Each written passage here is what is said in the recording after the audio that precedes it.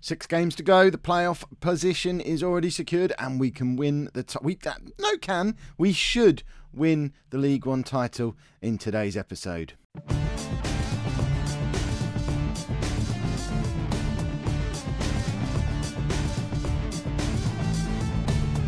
Hello and welcome to Season 5, Part 8 of Non-League to Legend. I'm Kev, and coming up on today's episode, we're at home against Cardiff and away against Leyton Orient, and fingers crossed, we haven't done that for a while, fingers crossed, we should be able to secure the League One title in today's video. We actually could have secured it in the last game, which I didn't realise until the touchline interview before the match because I hadn't done the sums. Luckily, the players wanted you to be a part of the celebration, so they decided to lose 1-0 against Cambridge. That aside, form has been pretty good, as it has been all season. And this is how the league table is looking. So 6 games left with 13 points clear of Birmingham at the top of the league and 15 points clear of Shrewsbury, who are our nearest challengers for pushing us out of the automatic promotion spots. So I'm doing it again. We'll cross those fingers and we will win the league today, I've decided. We are in the midst of a mini injury crisis, which is a bit of a problem because, as we've already identified, we have a very, very small squad. So Rob Tomelty has picked up a knock. He's probably going to have to play because we don't have any other options. Wordsworth has also picked up a bit of an injury, but more problematic, Adam Jackson, he's still injured. He's pulled his hamstring. He's going to be out for at least another week or so. But devastating news, Raquel Pike has done his cruciate ligaments. His contract's up in the summer as well. He's going to be out for at least the next 8 or 9 months. I have offered him a new contract on less money, bless him. He's accepted about £1,000 a week. What was it? $1,500 a week. He hasn't signed it yet. In fact, the new contract is less than that. It's about 1.1, I think, on the new contract. Just to give him, we've got to pay for his recovery, and we'll see where he is at the end of that. But we may have seen the last of Raquel Pike, which is a real shame. And Tom Anderson is also suspended for today's game. So what that means is, team-wise, we've got a bit of a makeshift defence thrown together, including an injured player. So we've got Smith in goal, the injured Tomelty at left-back, Keogh, Fowler and Grant as our back four. You didn't expect to see Keogh again, did you? Well, there he is, because we haven't got any other options. Ellis Plummer is the backup option, really, I guess, for both of those positions. We could play Keneally at left-back as well if need be, but we're trying to secure a league win. And at the moment, Rob Tomelty's still not our player. So, let's break him. It doesn't really matter. If we break him, we'll just get a different one. Midfield is Cool, Hamblin and Zelalim, which is pretty much our settled 3 now, even when Wordsworth's fully fit. I think they're probably the 3 going forward in that arrangement as well. I like Cool as a box-to-box midfielder. And then Benteke in behind Marriott and Taylor Crossdale. We have a bit of a problem with Jack Marriott because he has a match highest earner clause in his contract. So he's had a massive pay rise to coincide with the fact that Adam Jackson and Jonathan Benteke have both signed new long-term contracts. What it does mean, their pay rises plus Marriott's one, that I really should read the contracts before I sign them, means we're now $10,000 over our wage budget without bringing in any new players. So we kind of need to go up, because otherwise I'm doing a Kev. So let's get into today's game. I think a win today could win us the league. It's going to depend on other results around us, I think. What I do know is if we win both of today's matches, it doesn't matter what happens anywhere else. We win both matches, we win the league. So that's kind of what we need to do, because we don't want any doubt. We don't want any questioning of this. It's just going to happen. We're going to be a championship club in about 15 minutes' time, or it's going to be a painful run-in. I'm nervous. I don't like it. This seems to be... I still don't feel confident. That I feel a little bit out of place at the top of League One. I think I've mentioned it on one of the previous episodes. In all my years playing Football Manager games, I've done back-to-back promotions a couple of times, but never as champions of both divisions. We obviously snuck the league win out of League Two last year in the last hour of the season. But this year, we've been top of the league pretty much all season long. There's been maybe 1 or 2 games here and there where we've not been top of the league, but pretty much since September, we've been runaway leaders of this league. It's mad. It still doesn't feel properly real. And I am a little bit worried that we still have it in us to bottle it. As we can see already in this game, Cardiff have had the clear-cut chance. We haven't. Cool intercepts there, though. Can we nick one before half-time? Because that's what we desperately need. We need to settle some nerves. Marriott, I was hoping he was going to celebrate the fact that he's now a really, really overpaid League One player who's probably not good enough to make the step up, but he's laughing all the way to the bank on $4,500 a week. I mean, read the contracts, man, for goodness sake. Right, in our favour, it looks like Birmingham are slipping up at the moment. So Shrewsbury are leaping over them as it stands right now, which means we could end with a draw and still be 13 points clear at the top, which isn't enough to wrap things up today, but would make not winning this game less of a disaster. Obviously, if we can grab a win in this game, then we're 15 points clear with 5 games to go and a better goal difference, which, I mean, that's pretty much there then. Right. Switch the strikers up, and we don't have much in the way of backup strikers now. We've got Schiavi who can come on, but we don't have another option now that Raquel Pike's got his injury. So what we could do, I guess, is bring on Cragen, because the 2 strikers just aren't having good games. Stick Benteke up front. He can play as, what can he do? We've done him as a false 9 before. Let's do that. Someone has said before, why don't I do 2 behind the striker when I do that? I have experimented with doing that when you lot haven't been around, and it just doesn't seem very effective at all. It's usually Schiavi who ends up being the one, because it happens after substitutions have happened, and he's just not cut out to be a lone striker, I don't think. So I prefer to do it the way we've just done it. We need to take Rob Tamelty off. We've got Plummer there on the bench. He can just slot into the left-back position.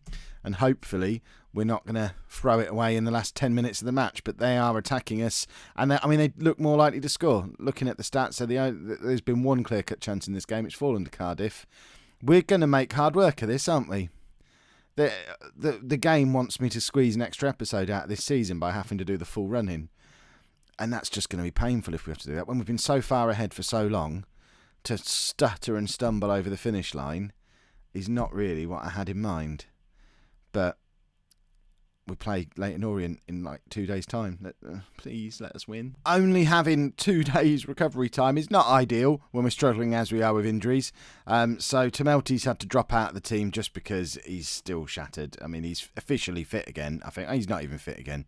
Returning to full fitness imminently, but probably not if I make him play 2 games in 3 days. So Plummer's going to come in at left back. Adam Jackson's now fit enough to appear on the bench, but can't go any further than that. And we've picked up a suspension. Josh Grant is having to sit this game out for accumulating yellow cards. So Seamus Keneally comes in at right back. Other than that, the rest of the team is unchanged.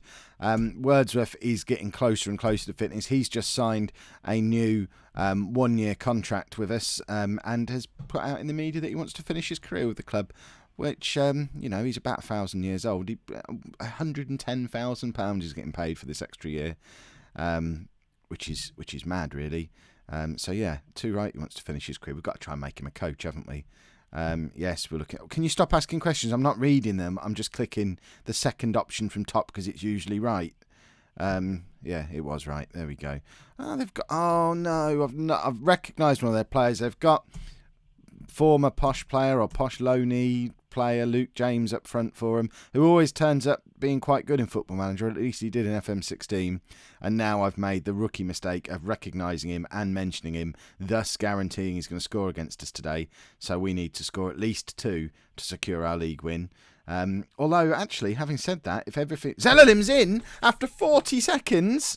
Gideon Zelalim, what a signing. We're 15 points clear with 4 games to go. If everything ends as it is, this will be enough to win us the title. What I was saying before we snatched a goal after 40 seconds is if everything finished as it was, that would be enough, because 13 points clear with 4 games to go, that does the job as well. So if we can grab a couple of early goals and really put some pressure on the teams chasing us, then we could be having a title winning party later on in this episode, which... I mean, it suits me because then I don't have to do 1,000 episodes to end the season. I've said 1,000 twice today and I've exaggerated both times. I'm nervous and excited at the same time. This is completely uncharted territory for me. I don't know how to react. I certainly have no idea what we're supposed to do next season. There's 3 minutes on the clock, and Jonathan Benteke, he's the captain these days. Now Wordsworth's not the first name on the team sheet. Benteke captains us most games, and he's leading from the front. He's now our highest paid player, like he probably was before, but he's on a big stack of cash now, wearing the captain's armband, looking forward to getting back up where he belongs in the Championship next season. And I guess he's one of the few players we've got who might actually not look too out of place. There you go, there's Luke James's goal. Getting so ahead of myself that there's still only 7 minutes on the clock, and Luke James has got his guaranteed goal already, so hopefully that gets it out the way when we were already 2 goals ahead. I mean, just blow the final whistle now. We don't need to go through the formality of finishing this game off. I certainly don't want to be in an end-to-end 10-goal thriller unless we're scoring 8 of them. We've got a penalty. There's still only 12 minutes on the clock. We could go 3-1 up here. It's Taylor Crossdale. He's 23, isn't he? I think he is. Yeah, Taylor Crossdale with the penalty. It is 3-1. That's his 26th goal of the season. Now, I'm leaning so far forward. I've just looked at myself in the camera and seen I'm basically towering over the top of my computer. Sit back, Kev. Relax. Let everyone see your Tesco value Christmas jumper. There you go. That's what I call a jumper. There's still only 15 minutes on the clock. Right. Just deep breaths. Keep it calm. How's the pulse rate doing? We haven't checked. It's only 88.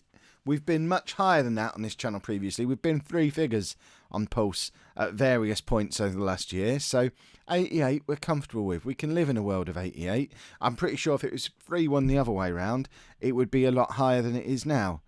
Right, we're 45 minutes away from winning back-to-back promotion-winning league titles. I'm scared for next season more than anything at the moment, because I had my doubts that this team was good enough for League One. There's certainly a significant chunk of this squad who are not good enough for the Championship. Unless we get handed an enormous pile of money for next year, we are going to massively, massively struggle. But we won't worry about that today. We need to have a celebration. Taylor Crossdale's in again. Can he make it 4? He can't. Didn't he realise I was doing that commentary thing where you raise the volume and the pace of what you're saying, and it has to finish with a goal or else you sound stupid? Sometimes they just don't pay attention. Right, Shrewsbury are closing in on us again. They're winning in their game now, so we need a win to guarantee the title today. So we're only worried about guaranteeing the title. Forget about just promotion. We'll do both of them in one go. Keogh's not having the best of games. Do we risk bringing on Adam Jackson? What was wrong with him? How injured was he? I don't want to hurt him. We can't bring him in with a pulled hamstring before he's fully fit. So Keogh's going to have to stay on, unless Plummer comes across. But that would mean bringing on Tamelty, who's also injured. Right, we can't make any changes to the defence, which means we're going to take off Aaron Cool and bring on the man of the hour. He's only 32 still. He's not as old as I thought. We'll get a season in the Championship out of him. Why did I think he was 33, 34? We'll bring Schiavi on as well and switch those 2 across. There you go. I would have liked to bring Jackson on to calm things down, but who else could we want for a cool head under pressure than Anthony Wordsworth? He's been an absolute hero for us during 3 years at Southend now. And Taylor Crossdale, just making sure. That's his 27th of the season. We're 4-1 up against a team who are pushing for the playoffs themselves. I don't know how we've got to this point, but we are too good for this division. And look at that for a goal. What a finish from Martel Taylor Crossdale. How did he spend all last year not able to get in our team? I just don't understand. That lad is going to play in the Premier League. Schiavi now. He feeds Taylor Crossdale again. And again, he doesn't listen to the commentary and it all sort of peters out. But hopefully from here it's just a formality. Ted Smith's positioning's a bit iffy there and we get away with it as Orient hit the post. Smith has also signed a new 1-year contract extension on a pay cut, as has Raquel Pike. Smith has agreed to a contract and only £900 a week to be our backup goalkeeper for next year. So I've made it pretty clear to him that he's not his days of being first choice are over. We were a lowly lower half League 2 team when I came in and he was first choice keeper then. He's not still going to be in goal for us in the Championship. Let's not get carried away. Right, Hamblin, you're coming off. We'll have a look at James Blanchfield. This might be the last time he plays for us because he he's never going to be good enough for the step up. I would say he's maybe the one mistake we've made in the transfer policy this year, if you don't count Richard Keogh, which I'm not, because yes, he's not been brilliant, but he was only here for 6 months. And today's an example of, we actually needed him, and he's not let us down today yet. But Blanchfield, he was excellent when he was on loan last year, got that long-term injury, and he's just not been the same player. His potential was basically halved, and I don't think he's going to make it, unfortunately. He'll probably be on his way out at the end of the season because he was only here on a 1-year deal. And it does make me worry that the same thing might be happening with Pike. I had to give him the new deal because of his exploits last season and for most of this season, to be fair. But at his age, long-term injuries, missing a whole year of football, it's not going to bode well for him. Although, talking to people who missed a year of football, Taylor Crossdale missed one last year. He wasn't injured, just didn't fancy it. And he's done all right out of it, so you never know. We might see more from Pike yet. Wordsworth, look at that. He's 1,000 years old. 3 times now. 4 times. He's 1,000 years old and still chasing back when we're 4-1 up away from home and the league title is wrapped up. The man bleeds Southend. There we go. Hello, Keogh.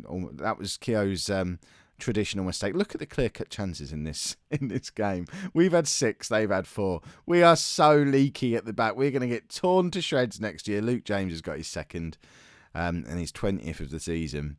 We cannot be going into a season in the Championship giving away 4 clear-cut chances every game, because we're not going to create 6 at that level. Oh, there's so much work to do for next year. We need to look to the job centre, see if there's a lower Premier League side who might want to give us a job maybe, or one of the bigger clubs in the Championship. I've got to be a hot property now after back-to-back league wins, surely. But we'll worry about all that at the end of the season, because for now, we need to celebrate this. The Southend fans are ecstatic. Should we have a look at the budgets before we do that? Back-to-back league wins, that's ridiculous. And the budgets are not bad at all. Forget jumping ship. We've got nearly £2 million to spend, and they've practically doubled the wage budget. Oh, I'm bankrupt in this club this summer. Straight to the shopping list. You lot need to entertain. Are you kidding? An improved deal for Marriott? He's already stupidly overpaid. Oh, he can do one. Yeah, I'll have words with him without you lot around. I need to go and decide how to spend £2 million and flog Jack Marriott, because that's just stupid. Well, that's made me angry. Ooh, I need to go and cut. That's really taken the shine off of everything. What a cheek. If you have enjoyed that, though, and as is traditional when we get a promotion, we do ask for 500 likes. So we've just won a promotion. I think that's probably worth 500 likes. So if you have enjoyed it, make sure you pop a like on there. Even if you don't usually, I promise you it makes a massive difference. So please, today, just pop a like on there. Let's get it to 500, because it puts a little smile on my face as I see the likes coming in. Subscribe to the channel if you'd like to see more. And thank you very much for watching. Championship football next year. This is not going to end well.